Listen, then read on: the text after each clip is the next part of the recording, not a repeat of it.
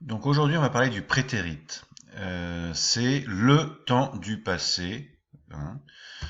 En français, il y en a trois, hein. Il y a le présent perfect, il y a le passé composé, l'imparfait et le passé simple.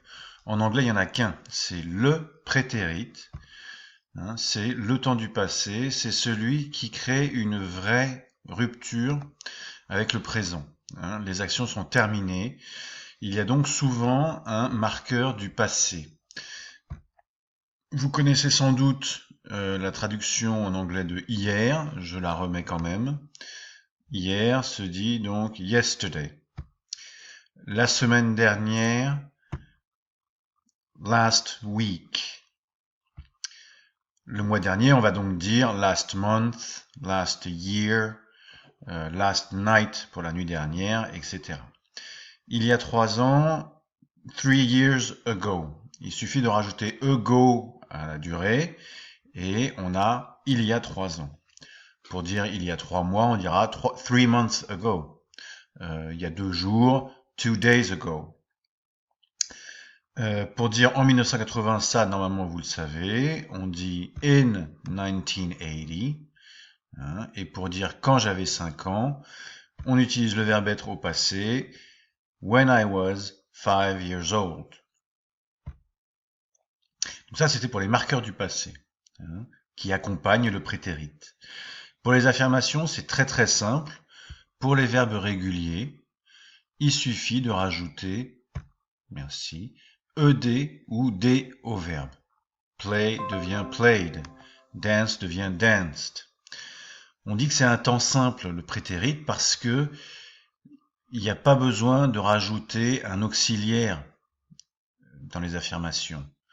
Hein. On ne dit pas I have played, ou bien I am played, ou bien I did played. Non.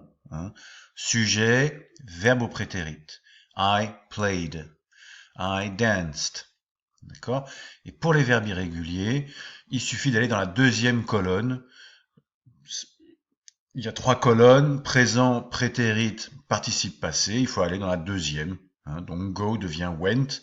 I went. Buy devient bought. He bought. Swim devient swam. Yesterday, they swam in the ocean, etc. Il existe évidemment 3 prononciations du ed pour les prétérit réguliers. Hein, on a dit que c'était play, played, dance, danced, etc. Ça, c'était des verbes réguliers. En voici d'autres, dont la terminaison, dont le son final est t. Hein, je vous les lis. Watched, talked, washed, liked, stopped, danced. Hein. Pour les terminaisons, pour la sonorité en D, loved, played, called, arrived. Et enfin, id, invented, intended, landed, painted. J'exagère, mais à peine. Pour les négations, rien de plus facile. Pour tous les verbes, sauf être évidemment, et à toutes les personnes, pour les négations, il suffit de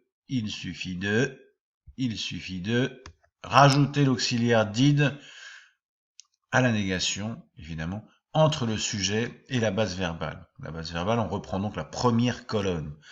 I didn't swim yesterday. He didn't go to Los Angeles in 1975.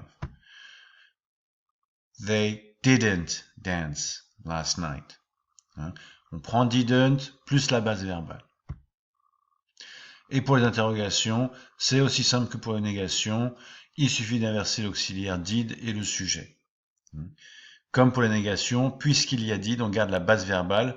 C'est did qui prend la marque du passé. Donc, I didn't play yesterday. Si on le met, on inverse donc did et le sujet. Did I play yesterday? They didn't go to the USA. Même manipulation.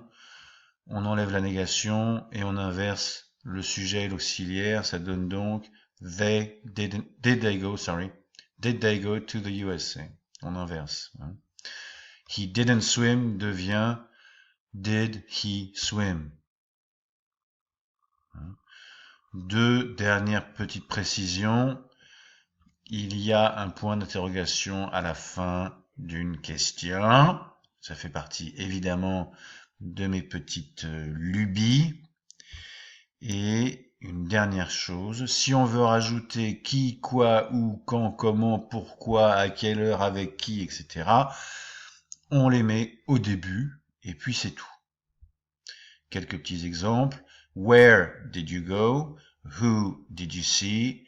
When did you dance?